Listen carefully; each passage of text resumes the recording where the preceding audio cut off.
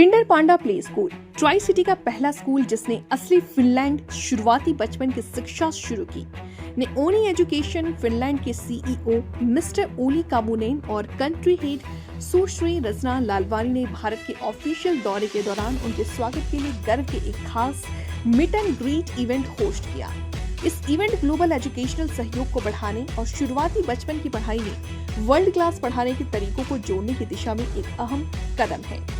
Kinder पांडा play school ने finish pedagogy से प्रेरित अपने होलिस्टिक रिसर्च बेस्ड करिकुलम के साथ इस इलाके में खुद को एक पायनियर के तौर पर स्थापित किया है, जिसे ओनी एजुकेशन के साथ पार्टनरशिप में लागू किया गया, जो फिनलैंड सरकार के साथ रजिस्टर्ड एंड ऑर्गेनाइजेशन है। स्कूल का अप्रोच इनोवेशन को इंडियन वैल्यूज के साथ मिलाता है, जो बच्चों की शुरुआती लेवल पर STEM, STEM, AI, रोबोटिक्स और विदेशी भाषाओं जैसे फ्रेंच और जर्मन वाला एक फ्यूचरिस्टिक लर्निंग माहौल देता है।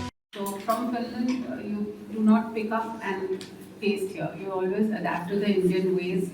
So it's very important that we are working with the local culture. We are localizing the curriculum. That is very, very important because every land, as Mr. Kamanan just mentioned, that every land, every culture is different. We need to adapt to that. So that is what Oni Education is doing in India, and we are happy to do this work.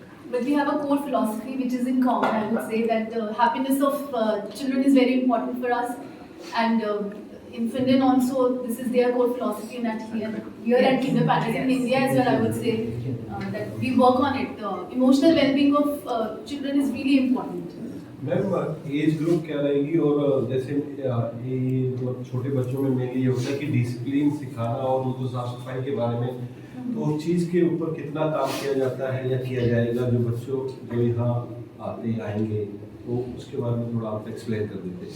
बिल्कुल जी, age group हम लोग यहाँ से 2.5 से start करते हैं till 6 years before बच्चा first class में जाता है।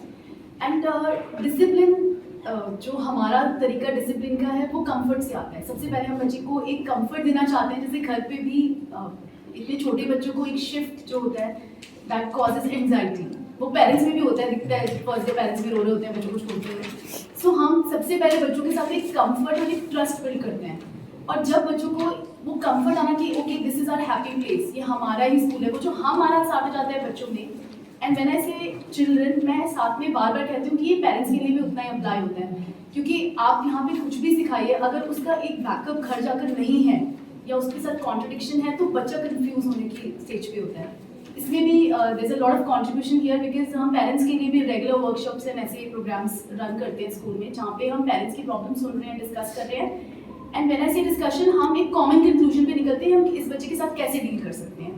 At the end of the day जब बच्चे में कंफर्ट आएगा तो वो अपने आप सेल्फ डिसिप्लिन में जाएगा, और इस एज में discipline is equal to a kind of a regular routine, I would say. तो बच्चे का एक रूटीन अगर आप सेट कर देंगे, उसको अपने आप चीज़ें डिसिप्लिन में आ जाती हैं। तो फोर्सफुल डिसिप्लिन तो नहीं हो सकता जी, it has to come from inside. So यहाँ पे हमारे बच्चे एक डिसिप्लिन वे में हैं, बिकॉज उनका एक रूटीन है, और वो रूटीन सेटअप करने के लिए हमारा उनके साथ एक बहुत ही स्ट्रॉन्ग इमोशनल बॉन्ड है, जो बच्चे हमारी बात सुनते हैं और हम बच्चों की सुनते हैं। So this is how we inculcate this here at Kinder Panda.